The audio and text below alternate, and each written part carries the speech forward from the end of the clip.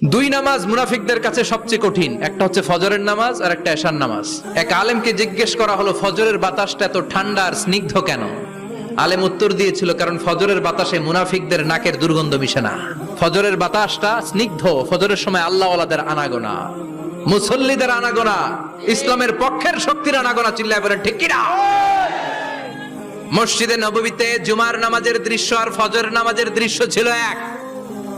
বাংলাদেশে ফজরের নামাজের দৃশ্য আর জুমার নামাজের দৃশ্য এক নাকি? ফজরের নামাজের সময় মুসল্লি নাই, এক কাতার হয় না, আর জুমার নামাজে পাক্কা মুসল্লি দেরি করে গেলে বারান্দায়ও জায়গা পায় না। কথা কন। তাহলে ফজরের নামাজটা আমরা জামাতে পড়বো ইনশাআল্লাহ। এত আসতে আরো জোরে পড়েন ইনশাআল্লাহ। মনে থাকবে?